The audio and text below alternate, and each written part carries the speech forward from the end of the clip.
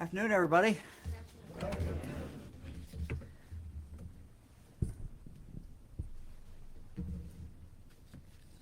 So today I'm going to sign a bill that will help us save lives.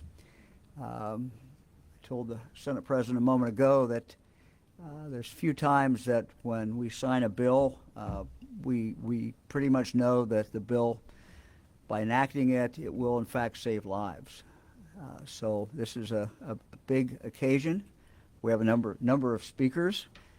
We have both the Senate President and the Speaker here today, which is unusual to have both of them, and we have other members of the legislature. And we have, of course, people who are directly involved in what happened.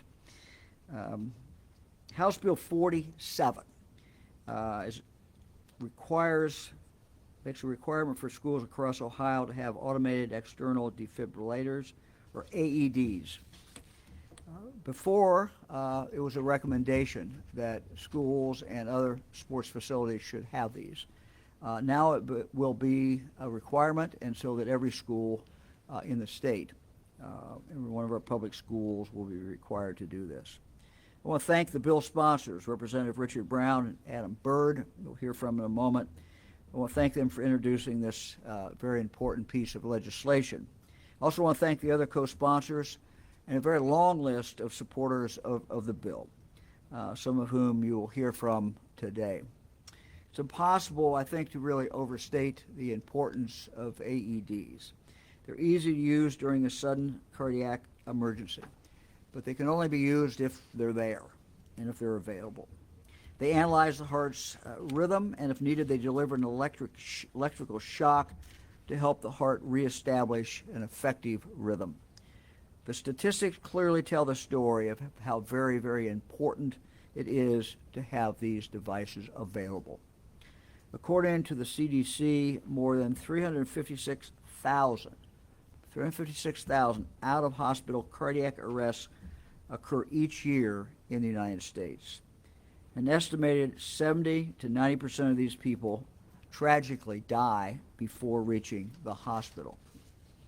The American Heart Association reports that 9 out of 10 cardiac arrest victims will live if they receive a shock from an AED in the first minute after the incident. The difference that this device makes is really astounding. Having them in our schools, having them available to safeguard our students is absolutely the right thing to do. Our student athletes are generally very, very healthy, and these kinds of events are extremely rare, but we do know that they occur. According to the National Institute of Health, sudden cardiac arrest is the #1 killer of student athletes in America. In just a few minutes, you'll hear from Kanan Dickman, a student here at Worthington Kilburn, who knows about the realities of sudden cardiac arrest and also about the life-saving potential of AEDs. We're joined as well by other guests today with close personal ties to this cause. They will present stories of loss. They will present stories of miracles and second chances. All these stories are certainly emotional, they're compelling, and they speak to exactly why this life-saving legislation is so very critical. This bill actually goes beyond simply requiring AEDs in schools. It will also require the Ohio Department of Health to develop a model emergency action plan for the use of these AEDs, and schools will be required to adopt and practice that plan. The bill requires each school to train teachers, administrators, coaches, athletic trainers, and anyone else supervising student athletes on how and when to use AEDs. And of course, young athletes often compete at other venues besides their own school. So the bill also requires AEDs to be placed at municipalities owned or operated sports and recreation locations wherever they are. It also requires both schools and sports and youth sports organizations to hold informational meetings each sports season regarding the symptoms and the warning signs of sudden cardiac arrest for young athletes of all ages. As I referenced earlier, one young man who can tell the story of the importance of AEDs is Kanan Dickman. He will be a sophomore here at Worthington Kilbourne this coming fall. Last summer, he was participating in soccer practice here at Kilbourne. When the unthinkable happened, he experienced a sudden cardiac event and he collapsed on the track. Fortunately, Kanan's coach, John Sprunger, jumped into action almost instantly, and Kanan's story has a happy ending. We're pleased that Kanan and his mother, Pam, are here with us today to tell you their story and to tell it to you firsthand. So let me now invite them to do just that.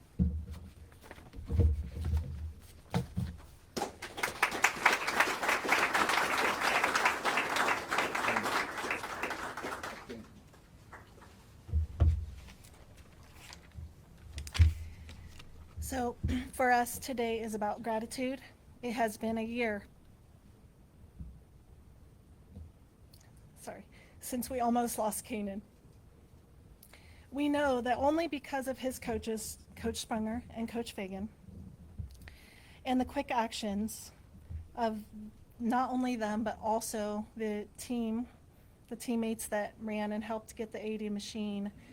We were told that some of the teammates grabbed some of the other players and went to the other side of the field and started praying for Kanan. So we're just grateful for everything that transpired that day. But we know that without their quick actions, he literally would not be here. We were told that over and over in the hospital. The AED, the 911 call, and the upperclassmen and the coaches all came together that day and made this a positive ending for us. It is a true sense of community. The Worthington community has been amazing. We want to thank all of our family and our friends, many of whom are here today. We just love you all. We want to thank Kilbourne High School for having the AED and the training set in place before July 7th of last year, and for allowing us to use this great school as a sounding board for raising awareness, and for helping to eventually get this bill passed and in play. I know the Worthington School Board, I spoke with someone, and they are working right now to get more AEDs in all of the schools and also recreational areas and parks. So we thank them for that. It not only affects our students, but staff, faculty, any observers coming to the sporting events, or not even just sporting events, but any event in any school. There's just so many people there at any given time. So it is going to help us all. It's a win today for everyone. The American Heart Association has been wonderful and has been really allowing us to work with them as far as advocating and spreading awareness. We were very honored to go to Washington, D.C. and advocate there as well, and all basically leading into a bill like is getting signed today. We're very excited, and it's wonderful to see the process come to fruition. We want to thank American Heart Association for all their tireless efforts, because they've been working on this for years. So we appreciate you very much. And we want to give a very, very special thank you to Governor DeWine today and his staff and everyone involved in helping to bring this to light, realizing the priority of it, and for passing House Bill 47. We hope that the passing of this bill will help save lives just as mine was saved, because if it weren't for AED and CPR training in our school, I would not be here today. Thank you, Governor DeWine.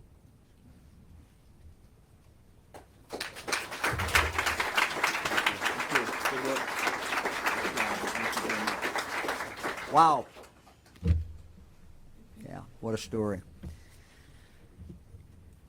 Let me now introduce Coach John Sprunger, who played a key role in saving Kanan's life that day. John, will you come up, please?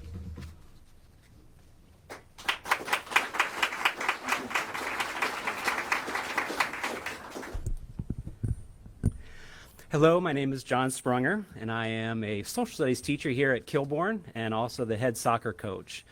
And as a social studies teacher who's been teaching for 33 years about American government, American civics, I got to tell you, it's a little surreal to be up here actually with a story, with the opportunity to describe and to show my classes how a bill becomes a law. And for this to take place here at Kilbourne at my school is really an honor. So I appreciate the fact that you chose to be here and were able to carry this out. This is really an amazing teacher experience for me.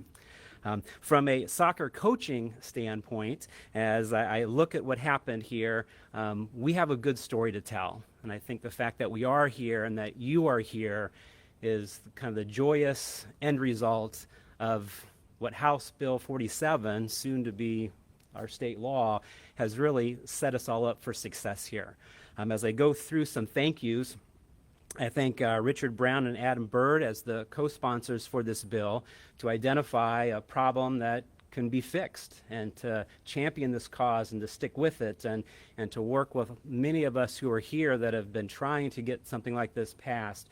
We thank you for your dedication and the time it took to make this come to fruition. It's fantastic. We're very thankful for Governor DeWine, who's here, and again, who's chose the school and chose this to sign the bill, to follow with this, and to make this a reality. So we're so thankful for that as well. I'd also like to thank Dustin Hoffinger from the American Heart Association. He's right here. When our event took place last year, he kind of came in and was very helpful, almost like a mentor for us, to tell us, here's what's in the mix, here's what you could help us with, here's how to do it. He had his calendar for us, and he shared so much with us. So I thank you for that guidance that you gave Kanan and I, and for Pam, and we're proud to be part of this as well. As I continue with a couple more thank yous, the date of this event took place just 12 months and about 16 days ago, and it was one day after his 15th birthday. And that was a date that changed the lives of Kanan and I greatly. And both of us, as well as Kanan's parents, we see life a little differently now. And we're blessed, we understand that, and we're very, very thankful. And a few other thank yous that I want to pass along here that I think are very important here. As Governor DeWine said, there were requirements leading up to this law, but it was little bits and pieces. You know, as a coach who's been coaching for 34 years, Ohio High School mandated that we do CPR training. And so I've been through so many classes. Never thought I'd ever have to use it, but I still, going through classes, would visualize if this was to happen, how would I do this? What would be the next steps? How would I, successfully reach this conclusion that we've done? And that was just one step. And then later on, we have Lindsay's Law, and Lindsay's here as well. And we were then taught about sudden cardiac arrest, identifying the symptoms and knowing exactly what to do. And then I go to our school board with Trent Bowers and Randy Banks, who took the recommendations to follow up and have actually AEDs on our premise. It wasn't required, but they saw that as being something that was important. And then even more locally, Eric Thomas and Jeff Todd, my principal and athletic director, put through the emergency plan of action. And as I go through the Ohio High School coaching training, and then I go through the Lindsay's Law training, and I go through the emergency action plan, when our event happened last year on July 7th, I never thought I'd have to use it, but everything just came naturally. Everything just went the way it was supposed to, the way it was laid out. And our outcome is joyous. It's amazing.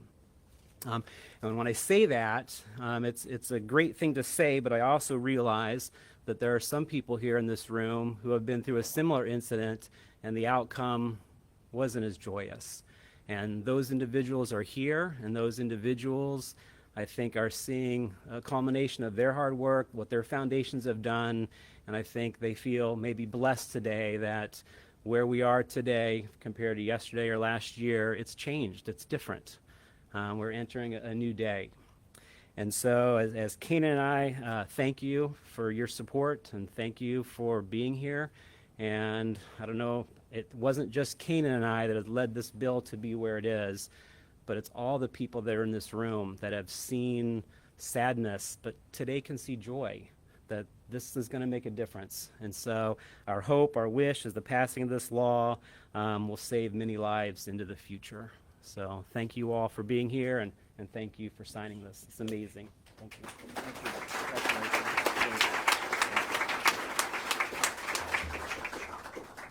Coach, thank you. Thank you very, very much. This bill is the result of the work of a lot of different people. Let me now ask Ohio House.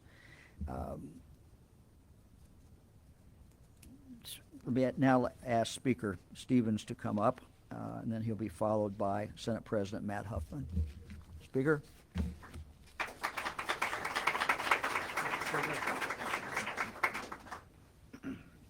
Thank you, Governor. It's really neat. I appreciate the perspective of the social studies teacher today, as we have, the full circle of legislation, but also having 3 sons who competed in high school sports, and one of our teammates had almost had an incident, but was found. It really does hit home, and hopefully this will affect people throughout the state of Ohio, and it will be a positive thing, and is something that shows, I believe, that we care about our kids in Ohio and we care about our future. So anyway, thank you very much, and we'll let the next speaker go ahead. Mr. President, come up. Thanks very much, Governor. Thank you. Thanks, Speaker, and it's wonderful to be here. What a great community here at this school, and the stories are certainly compelling. We know that this is not, unfortunately, an isolated incident. It happens throughout the United States, indeed throughout the world. So it is important to know, because it's great to see the civics teacher here, government major, University of Notre Dame, so that these things don't just happen in a vacuum.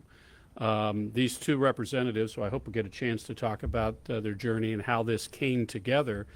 And then, of course, with the help of the Speaker and the Senate, and the Senate Health Committee, which is actually chaired by my cousin, Senator Steve Huffman. He's probably wondering why he's not up here speaking. But, these are all things we do a lot of work. And there's obviously the staff at the legislature that does all of this. But it really comes down to the sponsors of the bill, who work it through their own house, bring it to the other chamber. So I want to congratulate them and the Speaker, and of course the Governor, for having this, and thanks for including me today. Thanks, Governor. Well, now very appropriate to have our sponsors come up who led this through the House. State Representative Adam Byrd, Richard Brown sponsored this very, very important bill. And again, I want to thank them for taking this action and for getting it through the legislature. Well,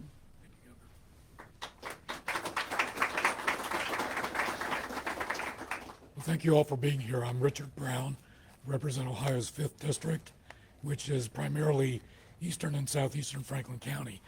And I just want to say a few words. First, I wanted to tell you where I got the idea for this bill. It came to me from one of my constituents, and she's here today, Jennifer Dunaway. Jennifer, raise your hand. Jennifer is here with her husband, Nick, and 4 of their 6 children, and they are soccer players, and they love soccer. And Jennifer is one of my constituents. And she called me one day and said, hey, I've got an issue that I think might be something that you could help us with. And I said, I'm here to help. That's my job. What can I do? And she told me about when they travel around the state for soccer tournaments, how they sometimes went to places where there were no AEDs available, whether it's schools or sports and recreation locations in municipalities or townships. And she said, I think it would be good if we could do something about that. So I told her I would look into it. And I started doing research, and I looked into it, and I saw where the current law allowed for these things, but it was on a discretionary basis. And I said, well, these ought to be mandatory. It ought to be a requirement that our schools and that some of our municipally owned and operated sports and recreation locations have these devices. Why? Because they save lives. And so I dropped the bill. I asked Representative Byrd if he would be interested in jointly sponsoring this bill with me.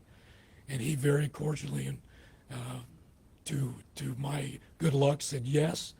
And I'm of the Democratic persuasion, he's of the Republican persuasion.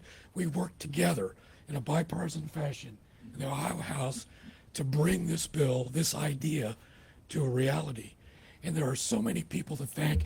I've got a list of more than 2 pages of proponents, entities, corporations, the NFL, the Ohio American Heart Association, too many organizations, hospitals, medical associations to name.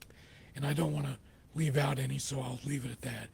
And there were individuals, people who were affected in their personal lives by these SCA, sudden cardiac arrest, and the deadly nature of that affliction. And the AEDs combined with or in combination with CPR can and will save lives. And Kanan Dickman is here today because of this. And what we wanted to do was pass a bill that was common sense, bipartisan, that will do what it did for Kanan and save lives of not just young people, but everybody around the state of Ohio. And I am honored to be the person that was entrusted by my constituent to bring this idea forth. I thank Representative Byrd for everything he did to help me.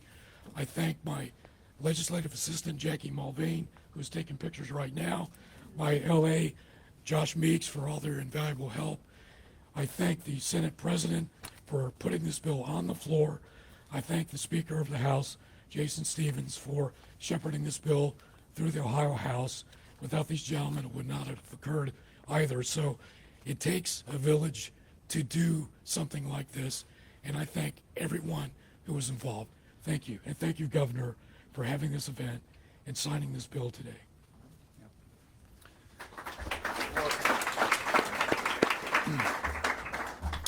A couple years ago on a Monday night, my family stood riveted as we watched Monday Night Football and watched the life of Damar Hamlin stand in the balance and his life be saved by an AED. And I think the whole nation watched that. It was only a couple of months later that a 17-year-old student in my district back home at Western Brown High School passed away from sudden cardiac arrest.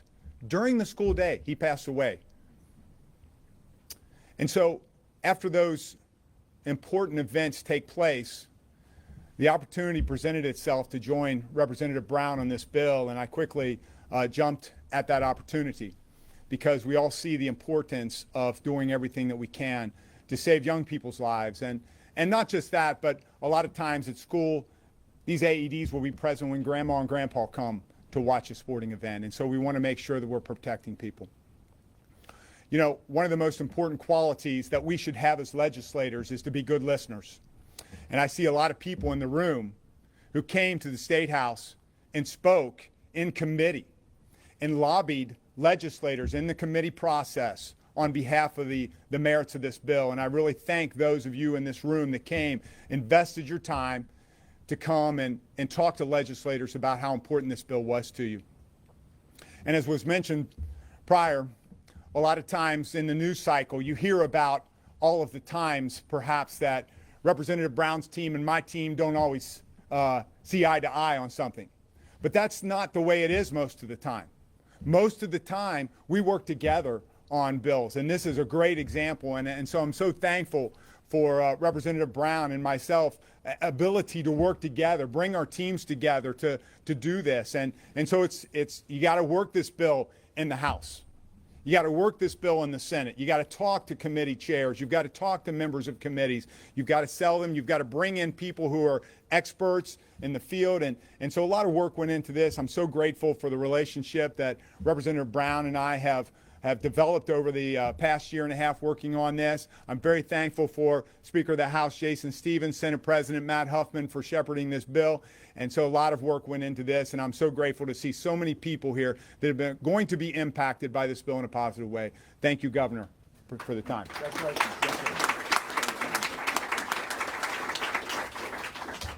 Well, I think we all do remember the night that Damar Hamlin had a cardiac emergency on the field in Cincinnati, January 2nd, 2023. We also remember the heroism of the first responders, the job that they all did, an absolutely amazing job, the ones who were right down on the field immediately, and also the ones at the University of Cincinnati Medical Center. They all saved his life. DeMar was not able to be here today because, of course, of training camp, but he did write a letter of support. And to read it, I'd like to invite Paul Sparling to the podium. He's the former head athletic trainer for the Cincinnati Bengals, and he was there on that fateful night. Paul?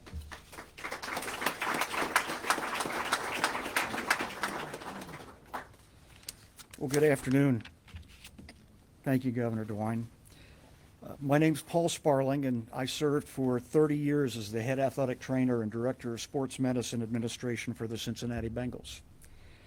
I was on the field at Paycor Stadium the night that DeMar suffered his cardiac arrest, alongside the emergency medical team that we'd assembled for emergencies in the event they would ever occur on the field. I'm honored to be here representing the Smart Heart Sports Coalition, which is made up of major sports leagues and leading health advocacy groups across the country. With Damar Hamlin's injury and recovery as an inspiration, the NFL led the launch of the coalition in 2023 to drive awareness and adoption of policies that are proven to prevent fatalities from sudden cardiac arrest. And with Ohio now soon to be implementing these measures today, I'm pleased to read a statement from DeMar, who, as you said, is a little tied up with training camp right now. So this is a letter from DeMar Hamlin. While I could not join you in person, I write to congratulate and commend everyone who is gathered this afternoon at Worthington-Kilbourne High School. Today's bill signing is a testament to leadership and teamwork, and I thank and applaud Governor DeWine, the leaders of the Ohio legislation, the bill sponsors, as well as the many Smart Sports Heart Coalition team members who came together to move this life-saving legislation forward. Again, from DeMar. As you know, I experienced my own sudden cardiac arrest on January 2nd, 2023, similar to the one that took place right here last summer. On the night of my emergency, the athletic training and medical staff on the sidelines followed an emergency action plan, performed CPR, and immediately used an AED. As my experience illustrated, the readiness and response of those at or near the scene of a cardiac emergency can save someone's life. It did mine. Because of what I've experienced, I'm working to make sure kids across the country have the same access to life-saving care that I did and when they might need it. And I will add this as well. It's not just the kids. It's the coaches, the parents, the grandparents, the fans. Anyone within close proximity of an AED can have a second chance when it's implemented properly.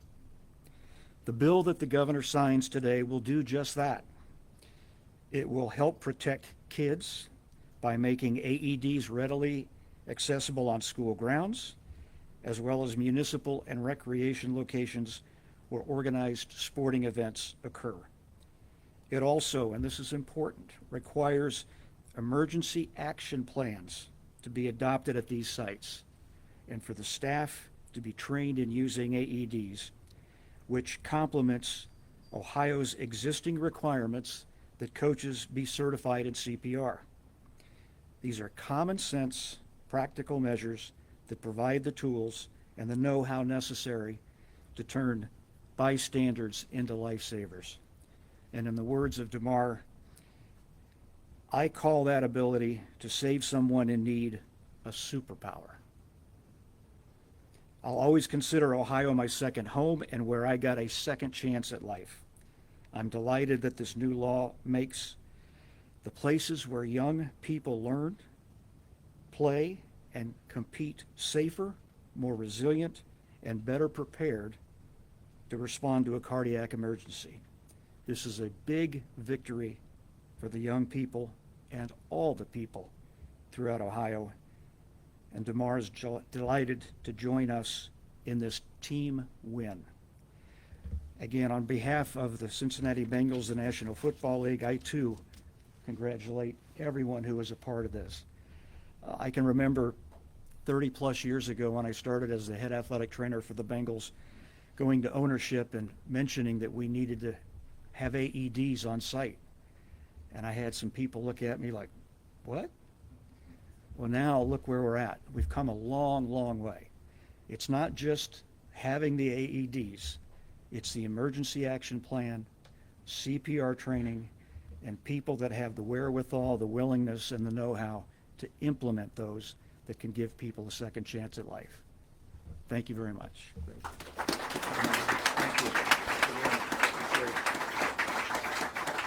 We're also honored to be joined today by Nicole Ward.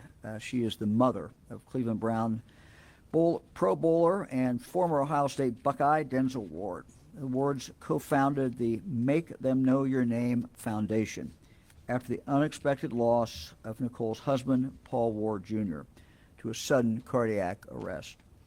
In the years since then, she and Denzel have worked to spread awareness about heart health and the importance of AEDs in Cleveland and beyond.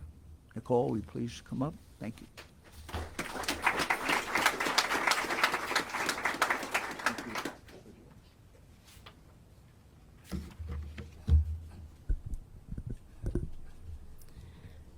Greetings and good afternoon, ladies, gentlemen, distinguished guests, senators, council, and our state governor, Mike DeWine. As Mike DeWine stated, I am the executive director of the Make Them Know Your Name Heart Health Foundation, and I am also the mom of Denzel Ward, who plays for the Cleveland Browns as a cornerback. Before I share my remarks, I would also like to share a statement that's provided by Denzel Ward. He wanted to attend today, but as mentioned, today is the first day of training camp. So he is not able to attend. But he did write this letter to say, "Hello everyone, my name is Denzel Ward. Not only was I born and raised in Cleveland, but I was also blessed to attend The Ohio State University as a student athlete and now play in the NFL as a member of the Cleveland Browns. I take much pride in being from Ohio, especially on a day like today with the signing of this vital life-saving legislation. My father passed away at the young age of 46 while he was participating in a workout class in a gym. Although the gym had an AED, nobody was confident to use it, and my father did not receive the proper care until EMS arrived, and he passed away. Since entering the NFL, my family and I have started the Make Them Know Your Name Heart Health Foundation and worked tremendously hard in providing AEDs to the community and training people on AEDs and CPR use to ensure that no family has to go through what mine has went through. Today, we honored the legacy of my father and many others by celebrating this new legislation. I am both proud and thankful for the positive impact it will have on my home state. With much appreciation and gratitude, Denzel Ward.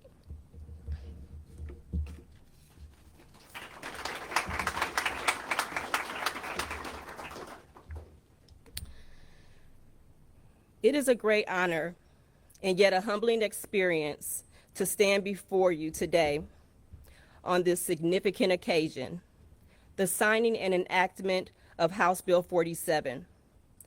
While I know we all share the excitement of this moment, it is impossible to ignore the devastating pain that has affected countless families, including my own. Children have lost their parents, brothers and sisters have lost their siblings, friends have lost their confidants, parents have lost their sons and daughters, husbands have lost their wives, and like me, wives have lost their husbands. In a blink of a moment, suddenly, to this heartbreaking epidemic known as sudden cardiac arrest. You see, when we speak of loss, it's often reduced to words like loss of mom, dad, friend, husband, or wife. And not that those words do not have significance, but the reality is it's so much deeper than that. For me, my husband was not just a spouse. He was my best friend, my high school sweetheart, my confidant, the father of my children, my partner in everything.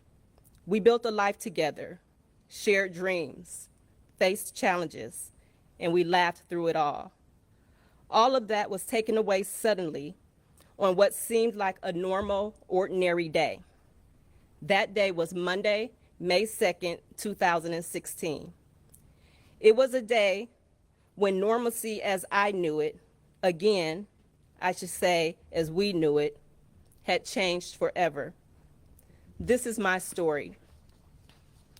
On May 2nd, 2016, my husband went to work. He left like he would on any Monday.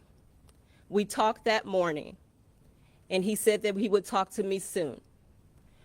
When he got to work and the day was over, he called me like he normally would. And when he called me, he was calling to ask if I would join him in participating in a spin class that we had attended together several times before. On this particular day, I had told him that I was not going to join him. And this was the first time that I had shared that or told him that I was not going to join him. The reason being is that my son, Denzel Ward, he had just come home for spring break from The Ohio State University. And also, I had participated in a step challenge and had worked on getting 10,000 steps. And I thought it was a perfect excuse for me not to go. So I told him that I'm going to stay back, spend some time with Denzel, and cook dinner, but call me when you're done with the class.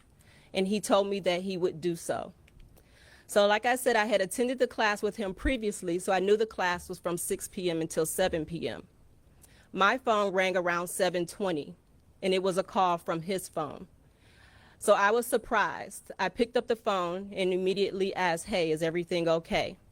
Only to hear the voice on the other end of the line of a woman screaming frantically saying that your husband has fallen off the bike. Your husband has fallen off the bike. I did not know what that meant at that time other than what she had shared, that he had fallen off the bike. But she told me that he needed to get to emergency and asked me which emergency room should that be. We decided it should be the closest one. She told me where she was taking him, and I remember talking to Denzel and telling him someone just called and said that your dad has fallen off the bike and we need to get to emergency right away.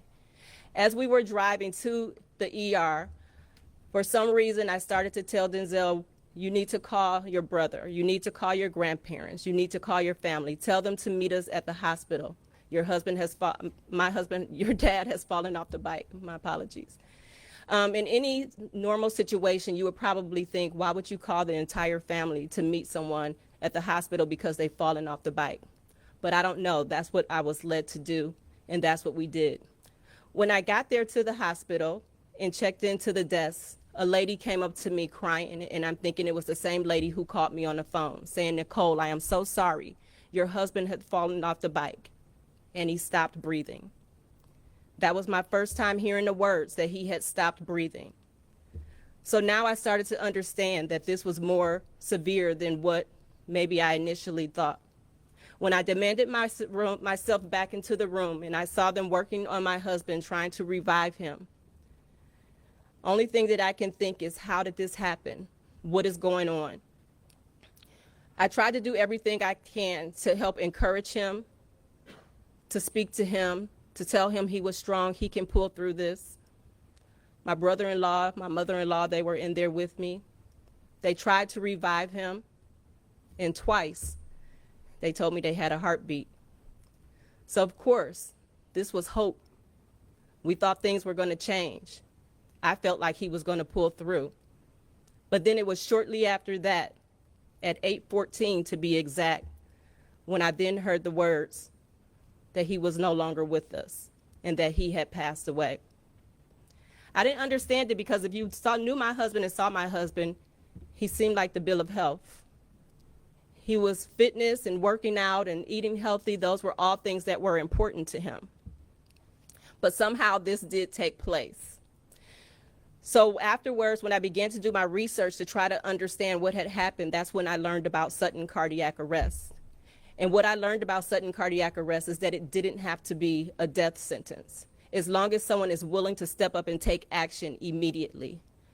I also found out that at the time that no one, even though he was in a gym facility and that he was in a class full, in the spin class, that no one effectively performed CPR and no one used an AED. After I returned back to the facility, I counted the steps, was only 32 steps away. And I can ask the question as to why, but I'm not going to do that because there can be a lot of reasons why. It could be fear, lack of knowledge, all of those things. But I guess what I'm here to say is that learning how to do CPR and learning how to use an AED is vitally important. So at this point now, my husband and my son's dad are gone. I can never regain the love and the normalcy that I once knew.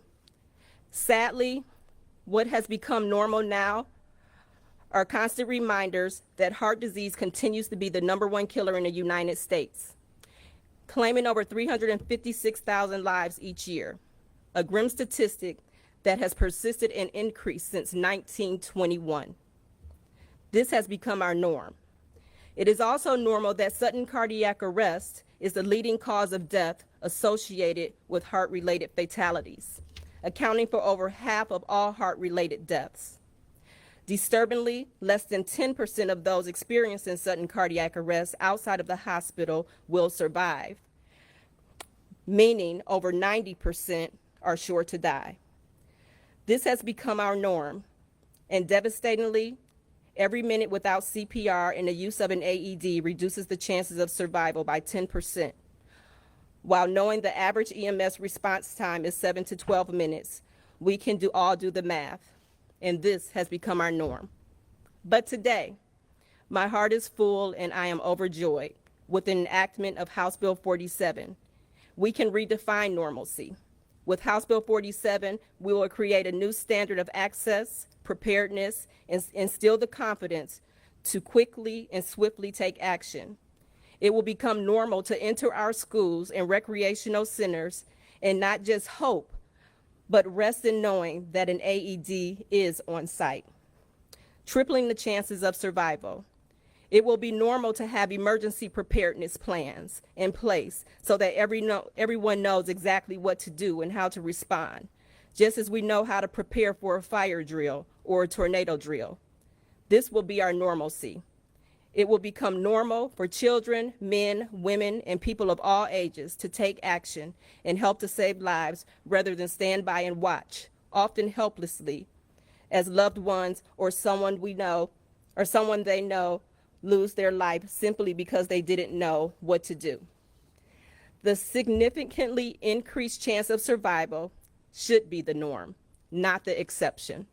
I am proud to stand here today on behalf of my family and so many others here in this room, confident that House Bill 47 is a tremendous step in giving our state of Ohio life and the opportunity to enjoy many years of our loved ones as a normalcy. House of Representatives, Senator, Governor DeWine, and all who have worked tirelessly to pass House Bill 47, on behalf of my family, I just want to say thank you.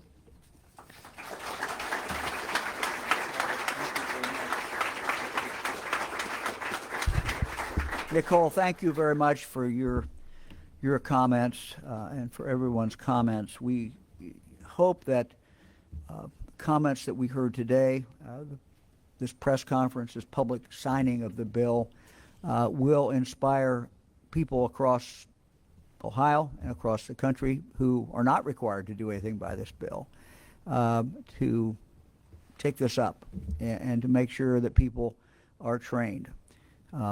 There's two things we've learned today. One, you have to have the machine, and the other, you have to have the training and the understanding and the will to go ahead and use it. So we're now to the point of signing the bill. I'd like to invite everyone to come on up. We'll begin with the pledge of allegiance. I pledge allegiance to the flag of the United States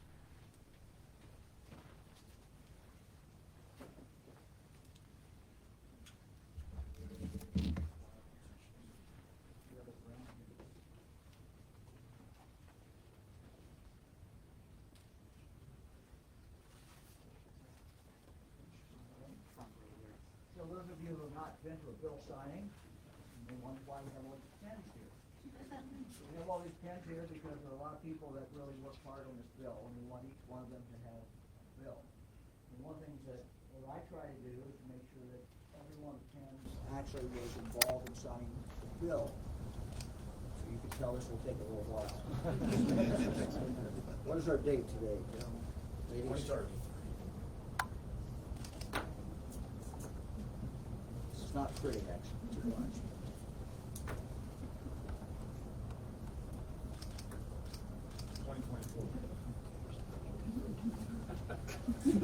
Thanks.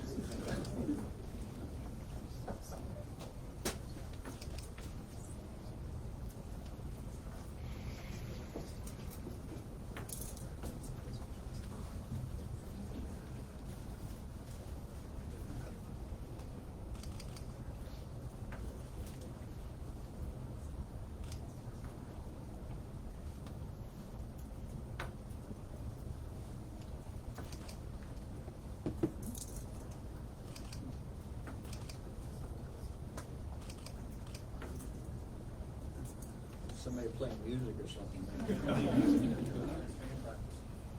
Yeah, bring the band. May I say, Governor DeWine, you don't have to be trained to use an AED. You just have to turn it on. It will tell you what to do. It is the most common misconception that people don't use an AED because they are not trained. All you have to do is turn it on. It will tell you exactly what to do. Thank you for telling us that. We also, though, want people not to be afraid of it. So we need them to understand that they can do that. So Yeah. you're absolutely right. Thank you very, very much.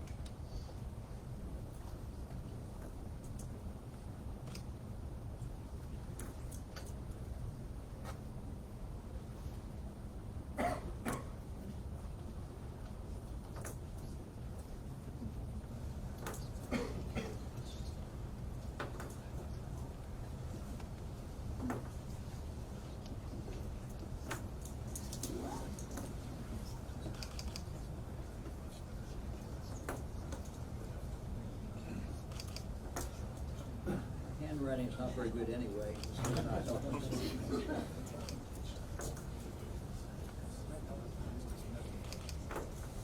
Yeah, I know, but, you know.